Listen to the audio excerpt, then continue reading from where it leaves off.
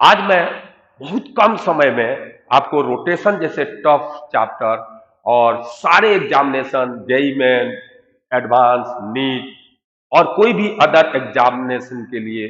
बहुत ही rotation important topic है। इसमें हर एग्जाम में सवाल आते ही हैं। तो हम आज आपको रिवीजन कराएंगे रोटेशन का बहुत ही कम टाइम में। नमस्कार, मैं डीवी सिंह कोटा से आज आपको रोटेशन को मात्र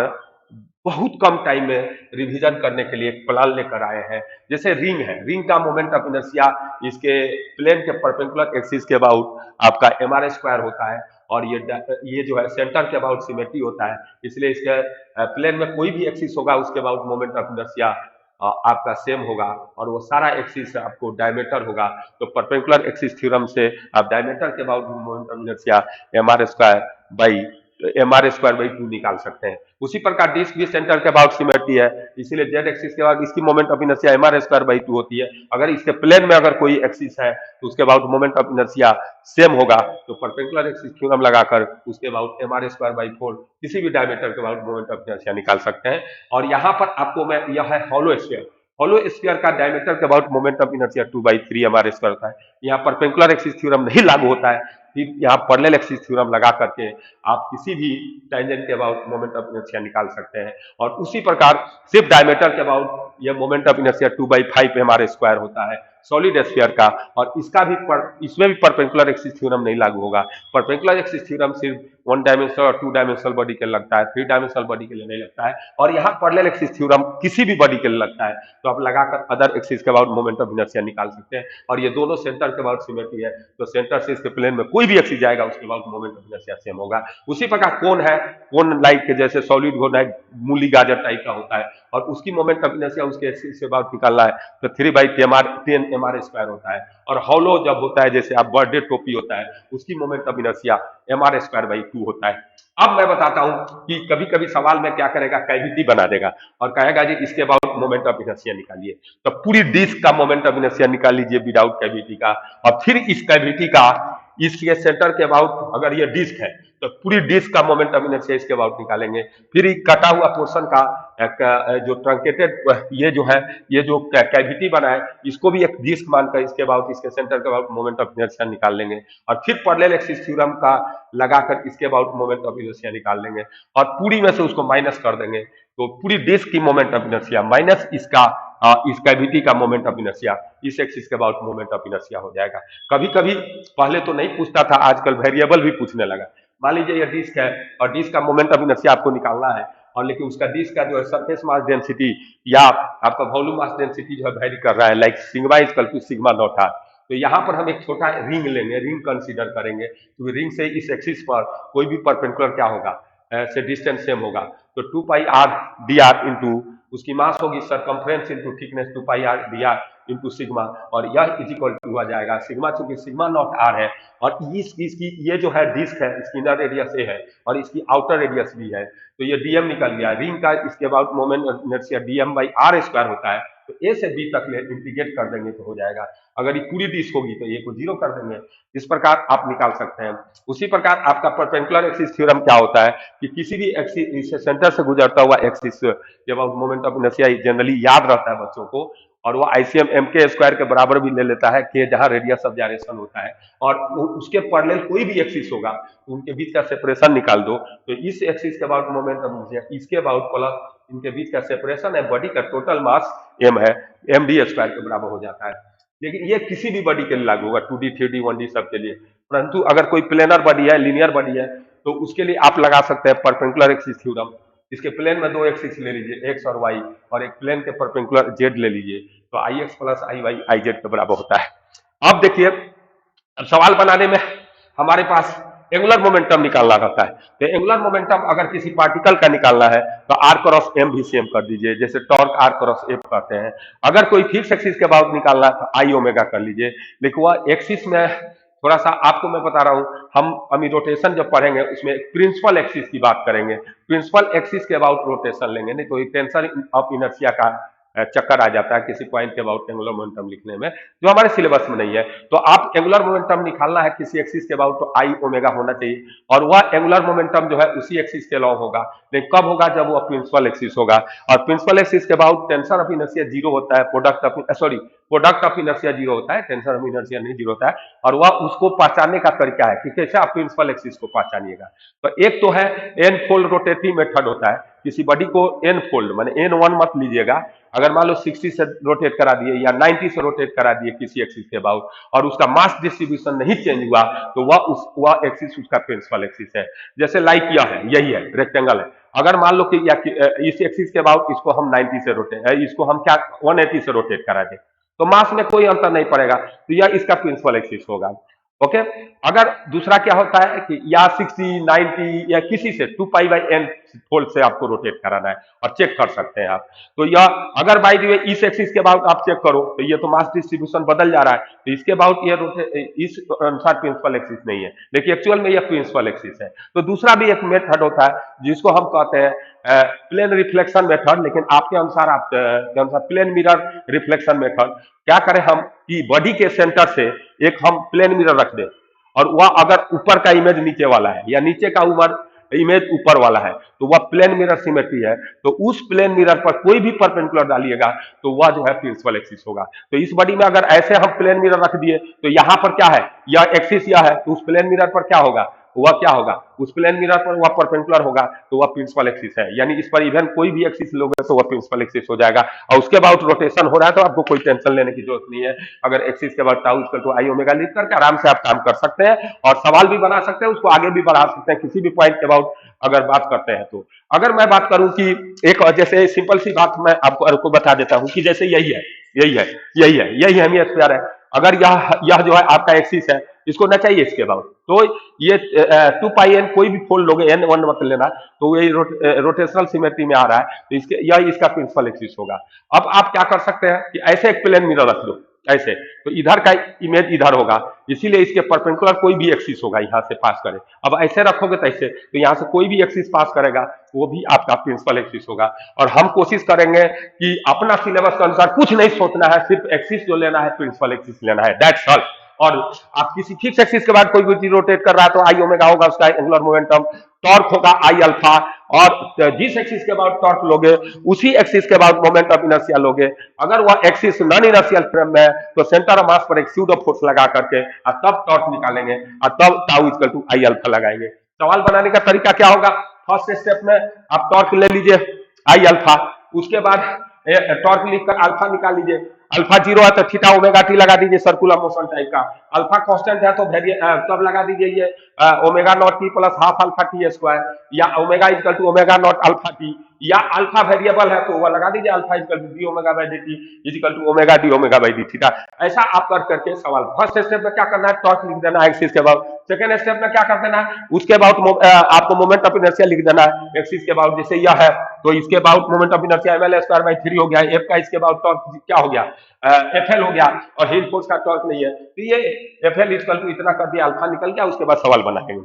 अब काइनेटिक एनर्जी लिखना है तो हाफ आई ओमेगा स्क्वायर लिख देंगे, एंगुलर मोमेंटम लिखना है तो आई ओमेगा लिख देंगे। हाँ, tau equal to DL by D inertial frame में हमेशा लागू होता है, इसलिए नेट टॉर्क जीरो होगा तो एंगुलर मोमेंटम कंजर्व होगा। अदर टाउ डी इधर करके डीएल करके भी आप सवाल बना सकते हैं आराम से। तो tau equal to DL by D inertial frame में लगता है। अगर नॉन इनर्शियल फ्रेम है तो टाउ किसका ले लीजिए, स्यूडो फोर्स का भी टॉर्क ले लीजिए, स्यूडो फोर्स सेंटर ऑफ मास पर लगाना हमेशा, और टॉर्क किसका ले लेना, और जो रियल टॉर्क है फोर्स है उनका टॉर्क ले लो, वो डीएल बाई डी के बराबर हो जाएगा। इसको कहते हैं fix axis rotation. Fix axis rotation में इतना काम करना पड़ता है। और एनर्जी कंजर्वेशन होता है, आप लगा सकते हैं, कंजर्वेटिव फोर्सेज है तो वर्क एनर्जी थ्योरम भी लगा सकते हैं। इसमें भी आप फ्री एक्सिस रोटेशन है, इसमें एक्सिस भी चलते रहता है, जैसे रोलिंग मोशन जिसको आप कहते हो, प्योर रोलिंग नहीं, रोलिंग माने चलता फिरता अगर है, माने कोई बॉडी जो है सेंटर ऑफ मास भी मूव कर रहा है। तो इस केस में सिंपल स्टेप क्या होता है कि सेंटर ऑफ मास पर टोटल मास को कंसंट्रेट कर दो और लगा दो Newton's law, Newton second law, mg minus T equal to mscm। Okay, दूसरा स्टेप क्या कर दोगे कि सेंटर को फिक्स करके टॉर्क निकाल लो, जैसे यहाँ निकाला गया mg minus T equal to mscm, और टॉर्क सेंटर को फिक्स करके रोटेटिंग मोशन का कॉन्सेप्ट लगा दो, तो वह होगा tr equal to ICM alpha. अब ये tr तो ऐसे नचा रहा है, तो इसके बाद आप मोमेंट ऑफ इनर्शिया लोगे। ओके, और इजिकल टू आईसीएम अल्फा, और उसके बाद एक कांस्टेंट लगा दो, तो किसी भी पॉइंट का एक्सेलरेशन सेंटर ऑफ मास के रिस्पेक्ट में तो होगा आर अल्फा और आर ओमेगा स्क्वायर, लेकिन ग्राउंड के फ्रेम में आप रिलेटिव है तो R omega square, R alpha और एसीएम तीनों का रिजल्टेंट ले लो, तो आपको इनर्शियल फ्रेम में यानी ग्राउंड फ्रेम में आपको क्या आ जाएगा, उस पॉइंट का एक्सेलरेशन आ जाएगा। जैसे हम यहां चल जाए तो यहां पर देखिए इस पॉइंट का एक्सेलरेशन जीरो है, तो लॉन्ग डेस्टिंग इस पॉइंट का भी एक्सेलरेशन जीरो होगा। यहाँ तीन एक्सेलरेशन होगा, एक इधर होगा आर ओमेगा स्क्वायर, एक ऊपर होगा आर अल्फा, और एक हो जाएगा नीचे एसीएम। तो एसीएम आर अल्फा को बैलेंस कर लेगा, और एसीएम जब आर अल्फा को बैलेंस कर लिया तो यहां से आप देखो सिर्फ इसका एक्सेलरेशन आर ओमेगा स्क्वायर होगा, और ये एसीएम आर अल्फा को क्यों बैलेंस कर रहा है, क्योंकि यहाँ का एक्सेलरेशन जीरो है, तो लॉन्ग डेस्टिंग यहाँ का भी एक्सेलरेशन जीरो होगा, तो नीचे एसीएम ऊपर R alpha equal to zero हो गया, ये कांस्टेंट आ गया। और इसको मिलाकर के आप जो है सेंटर ऑफ मास में ट्रांसलेटिव मोशन लगा दो, और अदर में क्या रोटेटिव मोशन लगा दो, ठीक है। तीसरा पॉइंट हो गया T equal to tau equal to DL by D लगाना है, तो tau equal to DL by D हर में लगेगा। अब जैसे यहाँ पर tau equal to DL by D इसके अबाउट लगाना अच्छा रहता है, इसमें tau equal to DL by D पूरी सिस्टम के लिए इसके अबाउट लगा लो, क्योंकि टेंशन इंटरनल फोर्स हो जाएगा तो उसका टॉर्क जीरो हो जाएगा, तो सिर्फ एमजी का टॉर्क लेना पड़ेगा एम नॉट जी आर, और इसको एम नॉट जी आर जो होगा आपका टॉर्क हो जाएगा। अगर इसकी वेलोसिटी वी नॉट है तो इसका होगा आई ओमेगा। और कोई भी अभी एक और इंपॉर्टेंट बात यहाँ क्या है कि कोई भी अगर थ्री एक्सिस रोटेशन है तो उसमें एंगुलर मोमेंटम लिखने का तरीका होता है L equal to R cross M VCM plus ICM omega. ध्यान रहे ये आईसीएम क्या है, उसका प्रिंसिपल एक्सिस है बॉडी का, ओके। तो यह हो जाएगा L equal to R cross M VCM plus क्या हो जाएगा तुम्हारा आईसीएम ओमेगा। सी में जो होगा तुम्हारा क्या होने वाला है, तो ये तो आर क्रॉस जैसे थ्री एक्सिस रोटेशन में आप R cross M VCM plus आप क्या लिख सकते हो आईसीएम ओमेगा लिख सकते हो, सही है। तीसरा पॉइंट क्या है कि यहाँ पर जैसे ये बॉडी दो बॉडी आ गया, तो यहाँ पर भी क्या कर सकते हो, ये जो एनर्जी लॉस करेगा, ये जो पोटेंशियल एनर्जी लॉस करेगा वह यह गेन करेगा half M V naught square और plus half I omega square, ऐसा करके कर सकते हो। पहले बेसिक से करो तो M naught D minus T M naught ए हो जाएगा, और यह पी आर टॉर्क होगा वह आई अल्फा होगा, जहां आई क्या होगा M R square by two alpha. और इसको सोल्व करोगे जैसे पहले क्या किया गया, आप क्या करोगे इसका ट्रांसलेटिव मोशन डिस्कस करो, M naught D minus T equal to M naught A, उसके बाद A equal to R alpha कहां से लाया जा रहा है, यहाँ पर दो एक्सेलरेशन इसका होगा, इधर होगा आर, इधर होगा आर अल्फा, और इधर होगा सेंट्रीपिटल एक्सेलरेशन विथ रिस्पेक्ट इसके रिस्पेक्ट में आर ओमेगा स्क्वायर, और इधर हो गया R alpha. R alpha long the string है तो यहाँ का भी एक्सेलरेशन ए होगा, तो ये A equal to R alpha हो गया। फिर इस पर टॉर्क हो गया टी आर, ये प्योर रोटेटिव मोशन कर रहा है तो T R equal to I alpha कर दो, और मोमेंट ऑफ इनर्शिया इसका सिर्फ लिख लो तो यह इसके हो जाएगा। दूसरा कोई बंदा करेगा तो इसके अबाउट टाउ लिख लो तो सिर्फ होगा एम नॉट जी आर, और इसके बाद टॉर्क लिख लो वह होगा टाउ हो गया। इसके बाद एंगुलर मोमेंटम लिख लो तो इसका एंगुलर मोमेंटम आई ओमेगा होगा, और यह पार्टिकल है तो उसका होगा आर क्रॉस एम भी, उसे आर एम भी लिखोगे, और दोनों एंगुलर मोमेंटम आ गया। एंगुलर मोमेंटम को टाइम के रिस्पेक्ट में डिफरेंशिएट कर दो तो टॉर्क निकल जाएगा। उसके बाद यह कपलिंग की बात है, तो जैसे ही आप कपलिंग करोगे,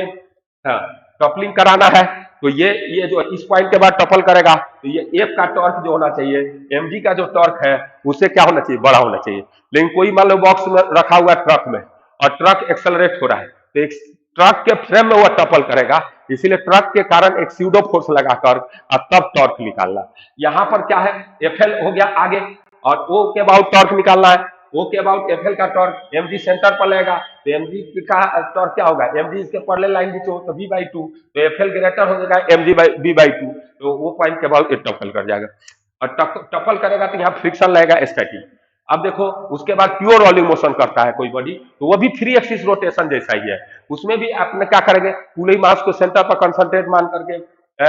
लगा देंगे formula A plus F equal to M S N, centre mass का एक्सेलरेशन निकल गया। फिर सेंटर को फिक्स करके रोटेटिव मोशन का कंसेप्ट लगा देंगे, यह हो गया एफ एक्स माइनस इसकी टॉर्क हो गई एफ एक्स, और इसकी उल्टा है तो minus F R equal to ICM alpha. ICM alpha को रेडियस ऑफ जायरेशन के रूप में भी लिख देते हैं एम के स्क्वायर अल्फा। इसको प्लस यहाँ क्या होता है कि जब प्योर रोलिंग मोशन होता है तो प्योर रोलिंग मोशन में सबसे इंपॉर्टेंट बात क्या है कि वह जो है बड़ा इंपॉर्टेंट चीज है कि प्योर रोलिंग मोशन के केस में क्या होता है, एक बहुत इंपॉर्टेंट बात बता रहे हैं कि सरफेस ऑफ कांटेक्ट क्या है, रिलेटिव वेलोसिटी क्या होता है zero, along the surface acceleration क्या होता है जीरो। तो यहाँ पर क्या होगा अलोंग द सरफेस जैसे इस पॉइंट का एक्सेलरेशन की बात किया जाए तो एक तो होगा ऊपर आर ओमेगा स्क्वायर, एक होगा ट्रांसलेटिव मोशन के कारण इधर होगा एसीएम और एक इधर होगा आर अल्फा, और ग्राउंड का चूंकि एक्सेलरेशन जीरो है तो अलोंग द सरफेस पॉइंट का एक्सेलरेशन जीरो होगा, उससे एक रिलेशन आ जाएगा ACM minus R alpha equal to zero, इसलिए यह हो गया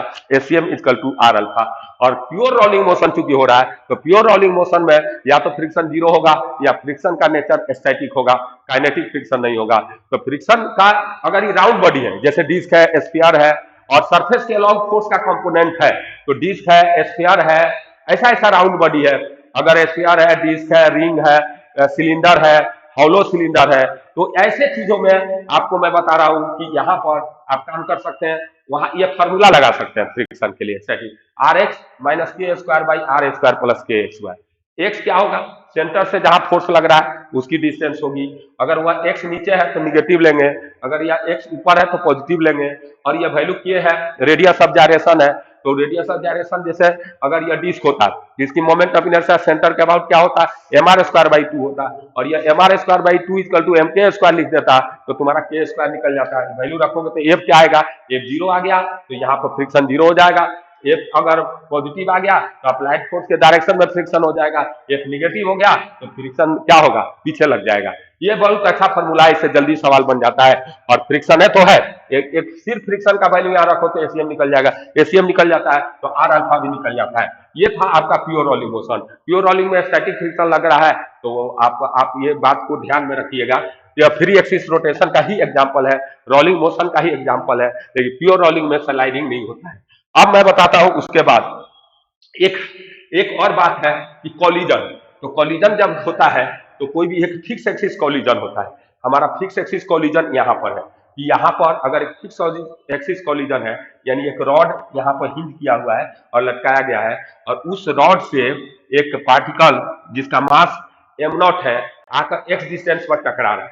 और वो टकराने के बाद इसकी ओमेगा हो जा रही है और उस बॉल का भी नॉट हो जा रहा है। तो पहला स्टेप क्या करना है, इसके बाद आप एंगुलर मोमेंटम कंजर्व कर दो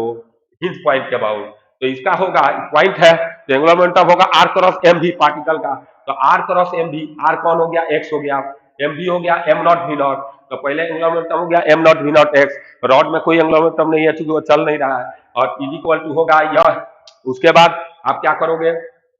एम नॉट भी नॉट एक्स हो गया, टकराने के बाद इसकी वेलोसिटी हो गई बॉल की भी, तो वह हो गया एम नॉट भी एक्स, और ये रोटेट करने लगेगा ओमेगा से, तो इस एक्सिस के बाउट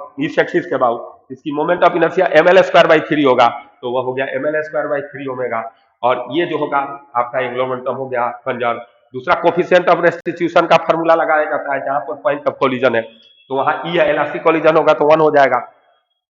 तो यहाँ पर ये टकरा रहा है, उस पॉइंट की वेलोसिटी क्या होगी, कोई भी बॉडी फिक्स एक्सिस रोटेशन करता है तो उसका वह हर पार्टिकल सर्कुलर पाथ पर चलता है, तो टकराने के बाद यह पॉइंट एक्स ओमेगा से चलेगा, आर ओमेगा से, तो उसकी वेलोसिटी हो गई एक्स ओमेगा, टकराने के बाद इसकी वेलोसिटी भी है तो माइनस भी फाइनल वेलोसिटी का रिलेटिव बाई इनिशियल का along the line of collision, तो फाइनल का हो गया एक्स ओमेगा माइनस भी, और इनिशियल तो रॉड का जीरो था और इसका क्या है माइनस वी नॉट है, इसका क्या है वी नॉट है, तो जीरो माइनस वी नॉट, और यहाँ माइनस पहले से लगा रहेगा, तो ये ई आ गया, और ये स्टेप करके आप collision about fix axis rotation कर सकते हैं, यानी शॉर्टकट घूंघट खोल लगी ना। फिक्स एक्सिस रोटेशन में क्या होगा कि आपका सेंटर के एक्सिस के अबाउट हिंज फोर्स के हिंज पॉइंट के अबाउट क्या निकाल लो, एंगुलर मोमेंटम कंजर्व करा दो, दूसरा क्या कर दो, कोफिशिएंट ऑफ रेस्टिट्यूशन का फॉर्मूला लगा दो, आपका सवाल बन जाएगा। लेकिन इसमें एक रोचक होता है, इंटरेस्टेड चीज जो होती है कि ये चिपक जाता है कभी कभी, तो चिपकने से तुमको लग रहा होगा कि नुकसान हो रहा है,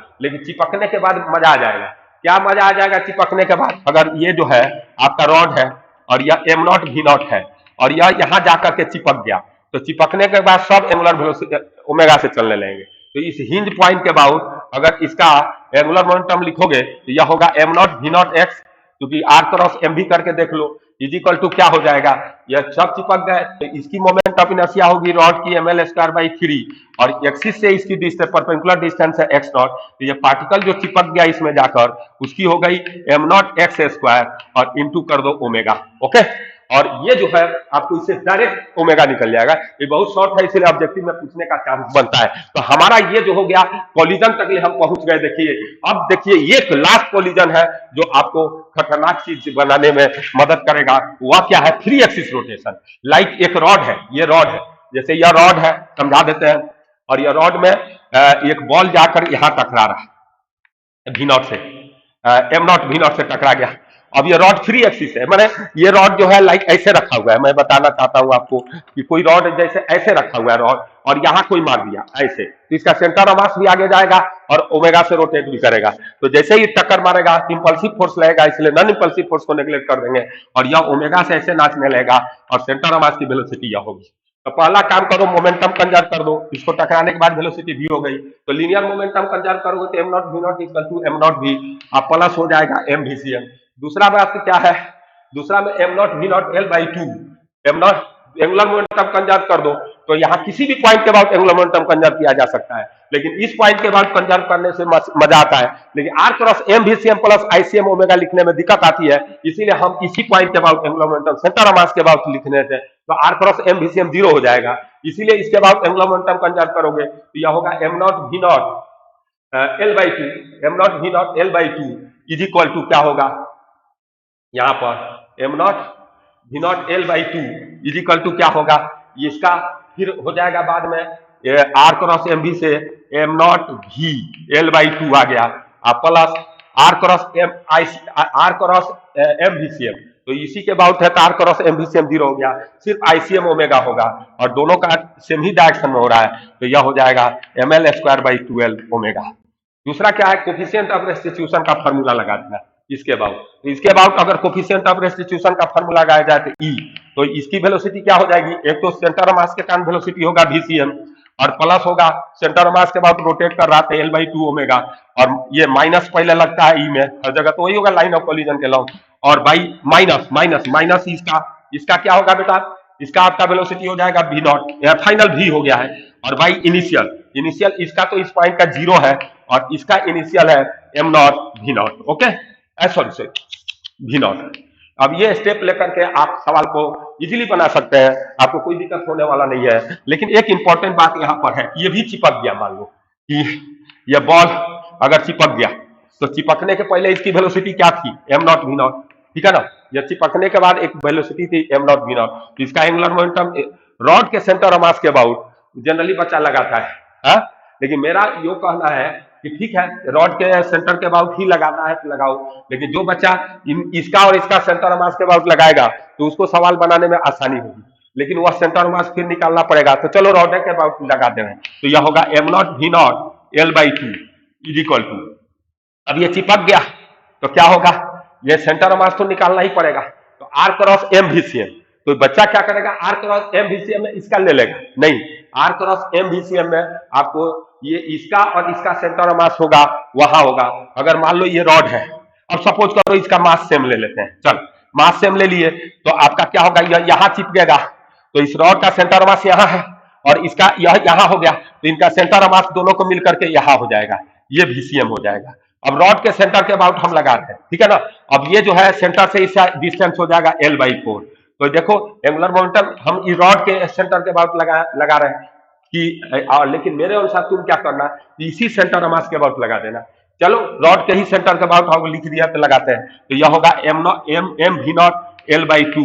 इज इक्वल टू क्या होगा, आर क्रॉस एम VCM, तो लड़का M लिख देगा, लेकिन टोटल मास का सेंटर ऑफ मास है तो 2m होगा, तो आर क्रॉस इसके अबाउट लगा रहे हैं, आर क्रॉस एम VCM इधर आ रहा है, तो आर क्या हो जाएगा L/4, m माने हो गया 2m इंटू हो गया VCM, हो गया ना, इसका हो गया R cross M VCM plus ICM omega माने इसके अबाउट, या रोटेट ऐसे ही कर रहा है, तो इसके अबाउट आपको क्या लिखना पड़ेगा, मोमेंट ऑफ इनर्शिया, तो इसके अबाउट पहले मोमेंट ऑफ इनर्शिया आई मान लेते हैं, चल, और इंटू हो गया ओमेगा, और ये जो है आपको एक लाइन में सवाल बन सकता है अगर इस तरह बनाते हैं तो, और मैं बता रहा हूं कि आई क्या होगा, तो आई अगर लिखोगे तो इस रॉड का इसके अबाउट पहले लिखना पड़ेगा, तो पहले इसके अबाउट होगा ml square by 2l plus या L/4 है, तो यह होगा ml/4 का होल स्क्वायर, और प्लस ये तो रॉड का हो गया, प्लस पार्टिकल तो यही पार्टिकल कहाँ है, या पार्टिकल का तो ये चिपक गया और वो चिपका हुआ कहां पर है, बोलो,